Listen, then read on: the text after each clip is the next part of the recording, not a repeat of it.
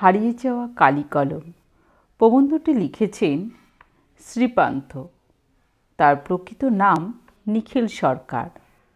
এই প্রবন্ধে আমরা হারিয়ে যাওয়া কালি কলম সম্পর্কে আমরা জানব। যে কলম দিয়ে আমরা দিন রাত লিখে চলেছি, সেই কলম সম্বন্ধে লেখক তার হারিয়ে যাওয়া কালি কলম প্রবন্ধে অসাধারণ বর্ণনা দিয়েছেন। চলো আমরা সেটি শুনি। কথায় বলে, কালি কলম মন লেখে 3 জন, কিন্তু কলম কোথায়? আমি যেখানে কাজ করি সেটা লেখালেখির আপিস। সবাই এখানে লেখক, কিন্তু আমি ছাড়া কারো হাতে কলম নেই। সকলের সামনেই চৌকো আয়নার মতো একটা কাচের স্ক্রিন বা পর্দা, আর তার নিচে টাইপরাইটারদের মতো একটা কিবোর্ড। প্রতিটি বোতামে ছাপা রয়েছে একটি করে হরফ। লেখকেরা অনবরত তা দিয়ে লিখে চলেছেন। মাঝে মাঝে লেখা থামিয়ে তাকাচ্ছেন সেই পর্দার দিকে। যা ইতিমধ্যে লেখা হয়েছে তাই ফুটে উঠেছে পর্দায়। আমি যা লিখি ওরা ভালোবেসে আমার লেখাকেও এভাবে ছাপার জন্য তৈরি করে দেন। একদিন যদি কোনো কারণে কলম নিয়ে যেতে ভুলে যায় তবেই বিপদ। কলম? কারো সঙ্গে কলম নেই। যদি বা কারো কাছে গলা শুকনো ভোঁতা মুখ একখানা জোটে, তবে তাতে লিখে আমার সুখ নেই। দায়সারাভাবে কোনো মতে সেদিনকার মতো কাজ সারতে হয়। অথচ আমাদের আপিস সবাই বলে লেখালেখির আপিস, লেখকের কারখানা। বাংলায় একটা কথা চালু ছিল, কালি নেই কলম নেই, বলে আমি মুনশি। কলিযুগে বুঝিবা আজ আমরাও তাই। আমি গ্রামের ছেলে। 50-60 বছর আগে আমার মতো যারা বাংলার অজপাড়াগাঁয়ে জন্মেছেন তারা হয়তো বুঝবেন কলমের সঙ্গে আমাদের কি সম্পর্ক। আমরা কলম তৈরি করতাম রোগা বাঁশের কঞ্চি কেটে। মুশকিল হতো কলমের মুখটি চিরে দেওয়ার সময়। বড়রা শিখিয়ে দিয়েছিলেন, কলম শুধু সুচালু হলে চলবে না, কালি যাতে একসঙ্গে গড়িয়ে না পড়ে তার জন্য মুখটা চিরে দেওয়া চাই। তবে কালি পড়বে ধীরে ধীরে চুইয়ে। কোথায় পড়বে? না, লেখার পাতে। লেখার পাত বলতে শৈশবে আমাদের ছিল কলাপাতা। তাই কেটে কাগজের মতো সাইজ করে নিয়ে আমরা তাতে হোম টাস্ক করতাম, আর সেইগুলি বান্ডিল করে নিয়ে যেতাম স্কুলে। মাস্টারমশাই দেখে বুঝে আড়াআড়িভাবে একটা টানে তা ছিঁড়ে ফেরত দিতেন পড়ুয়াদের। আমরা ফেরার পথে কোনো পুকুরে তা ফেলে দিয়ে আসতাম। বাইরে ফেললে গরু খেয়ে নিলে অমঙ্গল। অক্ষর জ্ঞানহীনকে লোকে বলে ওর কাছে ক অক্ষরও গোমাংস। গরুকে অক্ষর খাওয়ানো নাকি পাপ। আমরা কালিও তৈরি করতাম নিজেরাই। অবশ্য মা পিসি দিদিরাও সাহায্য করতেন। প্রাচীনেরা বলতেন, 3 ত্রিফলা শিমুল ছালা ছাগ দুগ্ধে করি মেলা, লৌহপাত্রে লোহায় ঘষি ছিঁড়ে পত্র না ছাড়ে মসি। ভালো কালি তৈরি করতে হলে এই ছিল তাদের ব্যবস্থাপত্র। আমরা এত কিছু আয়োজন কোথায় পাব? আমাদের ছিল সহজ কালি তৈরি পদ্ধতি। বাড়ির রান্না হতো কাঠের উনুনে। তাতে কড়াইয়ের তলায় বেশ কালি জমত। লাউ পাতা দিয়ে তা ঘষে তুলে একটা পাথরের বাটিতে রাখা জলে তা গুলে নিতে হতো। আমাদের মধ্যে যারা ওস্তাদ তারা ওই কালো জলে হর্তুকি ঘষত। কখনো কখনো মাকে দিয়ে আতপ চাল ভেজে পুড়িয়ে তা বেটে ওতে মেশাতো। সব ভালো করে মেশাবার পর একটা খুন্তির গোড়ার দিকটা পুড়িয়ে লাল টকটক করে সেই জলে ছ্যাঁকা দেয়া হতো। অল্প জল তো, তাই অনেক সময় টকবক করে ফুটত। তারপর ন্যাকড়ায় ছেঁকে দোয়াতে ঢেলে কালি। দোয়াত মানে মাটির দোয়াত। বাঁশের কলম, মাটির দোয়াত, ঘরে তৈরি কালি আর কলাপাতা। বলতে গেলে তাই নিয়ে আমাদের প্রথম লেখালেখি। এত বছর পরে সেই কলম যখন হাতছাড়া হওয়ার উপক্রম, তখন মনে কষ্ট হয় বই কি। ভাবি, আচ্ছা, আমি যদি যীশুখ্রিস্টের আগে জন্মাতাম, যদি ভারতে জন্ম না হয়ে আমার জন্ম হতো প্রাচীন মিশরে, আমি যদি বাঙালি না হয়ে হতাম প্রাচীন সুমেরিয়ান বা ফিনিশিয়ান, তবে হয়তো নীল নদীর তীর থেকে একটা নলখাগড়া ভেঙে নিয়ে আসতাম, সেটিকে ভোঁতা করে তুলি বানিয়ে লিখতাম, হয়তো সুচালু করে কলম বানাতাম, হয়তো ফিনিশিও আমি বনপ্রান্ত থেকে কুড়িয়ে নিতাম একটা হাড়, সেই আমার কলম। এমনকি আমি যদি রোম সাম্রাজ্যের অধীশ্বর হতাম, আমি যদি হতাম স্বয়ং জুলিয়াস সিজার, তাহলেও আমার শ্রেষ্ঠ কারিগররা বড়জোর একটা ব্রোঞ্জের শলাকা, যার পোশাকি নাম স্টাইলাস, তুলে দিত আমার হাতে। তার বেশি কিছু নয়। সিজার যে কলমটি দিয়ে কাসকাকে আঘাত করেছিলেন, সেটি কিন্তু এই স্টাইলাস বা ব্রোঞ্জের ধারালো শলাকা। কলম সেদিন খুনিও হতে পারে বই কি। চীনারা অবশ্য চিরকালই লিখে আসছে তুলিতে। তাদের বাদ দিলে সেই দিন পর্যন্ত বিশ্বের জ্ঞানাঞ্জন শলাকা ছিল সর্বার্থেই শলাকা। তা বাঁশেরই হোক, নলখাগড়ার হোক, পাখির পালক আর ব্রোঞ্জেরই হোক। এখন স্কুলের ছেলে মেয়েদের তহবিলেও হয়তো দেখা যায় রকমারি কলম। হয়তো গ্রামাঞ্চলেও আজ বাঁশের কঞ্চির কলম আর খুঁজে পাওয়া যাবে না। খাগের কলম দেখা যায় একমাত্র সরস্বতী পুজোর সময়, কাঁচের দোয়াতে কালির বদলে দুধ। ফাউন্টেন পেন বা বল পেনের বদলে খাগের কলম। পালকের কলমও আর চোখে পড়ে না। তার ইংরেজি নাম কুইল। লর্ড কার্জন বাঙালি সাংবাদিকদের গরম গরম ইংরেজি দেখে তাদের বলতেন, বাবু কুইল ডাইভার্স। এখন পালকের কলম দেখতে হলে পুরনো দিনের তৈলচিত্র কিংবা ফটোগ্রাফ ছাড়া গতি নেই। উইলিয়াম জোন্স কিংবা কেরি সাহেবের সমনসির ছবিতে দেখা যায় সামনে তাদের দোয়াত গোজা পালকের কলম। এই পালক কেটে কলম তৈরির জন্য সাহেবেরা ছোট্ট একটি যন্ত্রও বের করেছিলেন। যন্ত্রটা এক ধরনের পেন্সিল শার্পনারের মতো। তাতেও রয়েছে ধারালো ব্লেড। পালক ঢুকিয়ে চাপ দিলেই ব্যাস, তৈরি হয়ে গেল কলম। পালকের কলম তো দূরস্থান, দোয়াত কলমই বা আজ কোথায়? কোনো কোনো আপিসে দেখা যায় টেবিলের উপর সাজানো রয়েছে দোয়াত কলম, কিন্তু সে সব ফাঁকি মাত্র। এই কলম দুটি আসলে ছদ্মবেশী বল পেন মাত্র। তাকে আবার কেউ কেউ বলেন ডট পেন। কিছুকাল আগে একজন বিদেশি সাংবাদিক লিখেছিলেন, কলকাতার চৌরঙ্গির পথে গিজগিজ করছে ফেরিওয়ালা। তাদের প্রতি 3 জনের মধ্যে একজনের পেশা কলম বিক্রি। এক হাতে 10 কলমধারী ফেরিওয়ালা কিন্তু এখনও দেখা যায়। সস্তার চূড়ান্ত। ফলে প্রত্যেকের পকেটে কলম। শুধু কি পকেটে? পণ্ডিত মশাইয়ের কলম খ্যাত ছিল কানে গুজে রাখার জন্য। দার্শনিক তাকেই বলি, যিনি কানে কলম গুজে দুনিয়া খোঁজেন। ছেলেবেলায় একজন দারোগাবাবুকে দেখেছিলাম, যার কলম ছিল পায়ের মোজায় গোজা। আজকাল কোনো কোনো অতি আধুনিক ছেলেকে দেখি, যাদের কলম বুক পকেটে নাই, কাঁধের ছোট্ট পকেটে সাজানো। কেউ কেউ অবশ্য চুলেও কলম ধারণ করেন। সেটা অবশ্য ইচ্ছাকৃত নয়, ভিড়ের ট্রামে বাসে যাতায়াতের ফল। মহিলা যাত্রী ট্রাম থেকে নামছেন, কে একজন চেঁচিয়ে উঠল, ও দিদি, আপনার খোঁপায় কলম! বিস্ফোরণ, কলম বিস্ফোরণ। একসময় বলা হতো কলমে কায়স্থ চিনি, গোফেতে রাজপুত। এখন কলম বা গোপ কোনো কিছুই আর বিশেষ কারো নয়। কালীর অক্ষর নাইকো পেটে চণ্ডী পড়েন কালীঘাটে।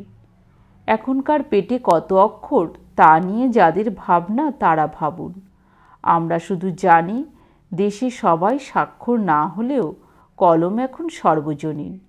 সত্যি বলতে কি, কলম এখন এতই সস্তা এবং এতই সর্বভোগ্য হয়ে গেছে যে পকেটমাররাও এখন আর কলম নিয়ে হাত সাপাইয়ের খেলা দেখায় না। কলম তাদের কাছে আজ অস্পৃশ্য। পণ্ডিতরা বলেন কলমের দুনিয়ায় যা সত্যিকারের বিপ্লব ঘটায় তা হলো ফাউন্টেন পেন। এককালে বাংলায় তাকে বলা হতো ঝর্ণা কলম। নামটা রবীন্দ্রনাথের দেওয়াও হতে পারে। একদিন অফুরন্ত এই কালির ফোয়ারা যিনি খুলে দিয়েছিলেন, তার নাম লুইস অ্যাডামাস ওয়াটারম্যান। সেকালে আরও অনেক ব্যবসায়ীর মতো তিনি দোয়াত কলম নিয়ে কাজে বের হতেন। একবার গিয়েছিলেন আর একজন ব্যবসায়ীর সঙ্গে চুক্তিপত্র সই করতে। দলিল কিছুটা লেখা হয়েছে। এমন সময় দোয়াত উল্টে উপুর হয়ে পড়ে গেল কাগজে। আবার তিনি ছুটলেন কালির সন্ধানে। ফিরে এসে শোনেন ইতিমধ্যে আর একজন তৎপর ব্যবসায়ী সই সাবুত সাঙ্গ করে চুক্তিপত্র পাকা করে চলে গেছেন। বিমর্ষ ওয়াটারম্যান মনে মনে প্রতিজ্ঞা করলেন, আর নয়, এর একটা বিহিত তাকে করতেই হবে। আর তারপরেই জন্ম নিল ফাউন্টেন পেন। আমার মনে পড়ে প্রথম ফাউন্টেন কেনার কথা। দ্বিতীয় বিশ্বযুদ্ধের বেশ কয়েক বছর পরের ঘটনা। কলকাতার কলেজ স্ট্রিটের একটি নামি দোকানে গিয়েছি একটা ফাউন্টেন পেন কিনব বলে। দোকানি জানতে চান কি কলম। ব্যাস, ভ্যাবাচাকা খেয়ে গেলাম। তিনি আউড়ে চলেছেন Parker, Shepherd, Waterman, Swan, Pilot. কোনটার কী দাম সঙ্গে সঙ্গে তাও তিনি মুখস্থ বলতে লাগলেন। আমার মুখের দিকে তাকিয়ে বুঝতে পারলেন আমার পকেটের অবস্থা। তবে হ্যাঁ, সস্তার একটা পাইলট নিয়ে যাও, জাপানি কলম, কিন্তু দারুণ। বলেই মুখ থেকে খাপটা সরিয়ে ধাঁ করে কলমটা ছুঁড়ে দিলেন টেবিলের এক পাশে দাঁড় করানো একটা কাঠের বোর্ডের উপর। সার্কাসের খেলোয়াড় যেমন একজন জ্যান্ত মানুষকে বোর্ডের গায়ে দাঁড় করিয়ে ধারালো ছুরি ছুঁড়ে দেয় তার দিকে, ভঙ্গিটি ঠিক সেই রকম। সার্কাসের খেলায় লোকটি শেষ পর্যন্ত অক্ষত থাকে। আমাকে অবাক করে তিনি কলমটি বোর্ড থেকে খুলে নিয়ে দেখালেন, এই দেখো, নিব ঠিক আছে। দু এক ছত্র লিখেও দেখিয়ে দিলেন। আমি সেই দিন সেই জাদু পাইলট নিয়ে ঘরে ফিরেছিলাম। পরে নামি দামি আরও নানা নামের নানা জাতির ফাউন্টেন পেন হাতে এসেছে, কিন্তু অনেক দিন পর্যন্ত বাঁচিয়ে রেখেছিলাম সেই জাপানি পাইলটকে। ফাউন্টেন পেনের এক বিপদ, তা লেখককে নেশাগ্রস্ত করে, অবশ্য যদি পয়সাওয়ালা লেখক হন। বিখ্যাত লেখক শৈলজানন্দ একবার আমাকে দেখিয়েছিলেন তার ফাউন্টেন সংগ্রহ। ডজন দুয়েক তো হবেই। পার্কার ছিল অবশ্য কয়েক রকম। শৈলজানন্দ বলেছিলেন, এই নেশা আমি পেয়েছি শরৎদার কাছ থেকে। হ্যাঁ, শরৎচন্দ্র চট্টোপাধ্যায়, তারও ছিল ফাউন্টেন পেনের নেশা। আদিতে ফাউন্টেন পেনের নাম ছিল রিজার্ভার পেন। ওয়াটারম্যান তাকেই অনেক উন্নত করে তৈরি করেছিলেন ফাউন্টেন পেন, আমাদের ঝর্ণা কলম। গায়ের ছেলে আমি অবশ্য ফাউন্টেন পেন হাতে তুলে নিয়েছি অনেক পরে। আমি ছিলাম কালি কলমের ভক্ত, অর্থাৎ দোয়াত আর নিবের কলমের। বাঁশির বা কঞ্চির কলমকে ছুটি দিই শহরে হাই স্কুলে ভর্তির পর। কালি বানানোও বন্ধ তখন। কাঁচের দোয়াতে আমরা কালি বানাতাম কালি ট্যাবলেট বা বড়িগুলি দিয়ে। লাল নীল দুই রকম বড়ি পাওয়া যেত। অবশ্য তৈরি কালিও পাওয়া যেত দোয়াতে এবং বোতলে। তাদেরই বাহারি সব নাম, কাজল কালি, সুলেখা ইত্যাদি। বিদেশি কালিও পাওয়া যেত, তবে তা প্রধানত ফাউন্টেন পেনের জন্য। নিব এবং হ্যান্ডেলও ছিল রকমারি। সুচালু মুখের নিবের মতো ছিল চওড়া মুখের নিব, যার যেমনটি চায়। হ্যাঁ, বিদেশে উন্নত ধরনের নিবও বের হয়েছিল এক সময়। সেসব গরুর শিং নয়তো কচ্ছপের খোল কেটে তৈরি, খুবই টেকসই। পালকের কলম তাড়াতাড়ি ভোঁতা হয়ে যায়, তাই এই ব্যবস্থা। কখনো বা শিঙের নিবের মুখে বসানো হতো হিরে। ফাউন্টেন পেনের প্ল্যাটিনাম, সোনা এইসব দিয়ে মুড়ে তাকে আরও দামি, আরও পোক্ত করা হতো। এইসব করে রকমারি চেহারার সস্তা দামি ফাউন্টেন পেন বাজারে ছেড়ে ক্রমে হটিয়ে দেয়া হলো দোয়াত আর কলমকে। আমরা যখন কলেজে পড়ছি তখন বলতে গেলে সব পড়ুয়ার পকেটেই ফাউন্টেন পেন। কঞ্চির কলম, খাগের কলম, পালকের কলম সব উধাও। সেই সঙ্গে শিক্ষিত ঘরে কিংবা অফিসে আদালতে টেবিল থেকে উধাও জোড়া দোয়াত কলম, সেগুলো সাজিয়ে রাখার আসবাব। কালির আধার, ব্লটিং পেপার সব। একসময় লেখা শুকনো হতো বালি দিয়ে, পরে ব্লটিং পেপারে। সব মিলিয়ে লেখালেখি রীতিমতো ছোটোখাটো একটা অনুষ্ঠান। দোয়াত যে কত রকমের হতে পারে না দেখলে বিশ্বাস করা শক্ত। কাচের, কাঠগ্লাসের, পার্সেনেলের, শ্বেতপাথরের, জেডের, পিতলের, ব্রোঞ্জের, ভেড়া শিঙের, এমনকি সোনারও।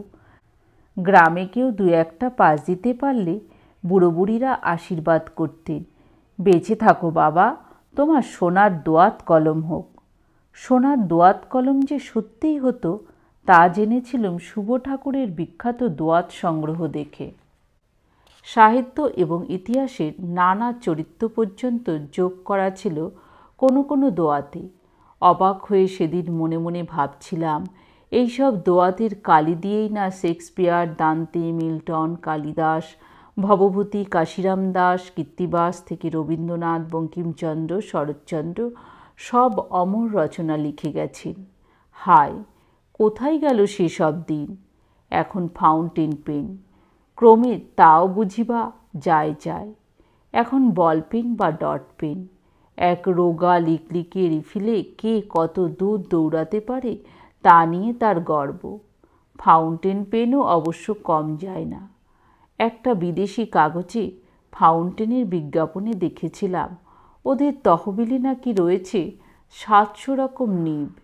যারা গান চর্চা করেন তাদের জন্যে, যারা শ্রুতিলেখক বা স্টেনোগ্রাফার তাদের জন্য, যারা বাঁ হাতে লেখেন তাদের জন্য, এক কথায় সব ধরনের লেখকের জন্য আলাদা আলাদা নিব। যন্ত্রযুগ সকলের দাবি মেটাতেই তৈরি। হ্যাঁ, টাকার কুমিরদের খুশি করারও ব্যবস্থা তাদের হাতে। একটি কলমের দাম ধার্য হয়েছে 2500 পাউন্ড। 1 পাউন্ড সমান 75 টাকা। হিসাব করে দেখো তো কত টাকা। সে কলমে সোনার অঙ্গ, হীরের হৃদয়, সোনায় গড়া হিরে বসানো জড়োয়া কলমের দাম তো হবেই। দামে বল পয়েন্টও আছে বটে। আশ্চর্য, সব আজ অবলুপ্তির পথে। কম্পিউটার তাদের জাদুঘরে পাঠাবে বলে প্রতিজ্ঞা করেছে। ফলে আমার মতো আরও কেউ কেউ নিশ্চয়ই বিপন্ন বোধ করছেন। মানুষের হাত থেকে যদি কেড়ে নেওয়া হয় কলম, যদি হাতের লেখা মুছে যায় চিরকালের জন্য, তবে কি আর রইল? বঙ্কিমচন্দ্র লিখিয়াছেন, লাঠি তোমার দিন ফুরাইয়াছে।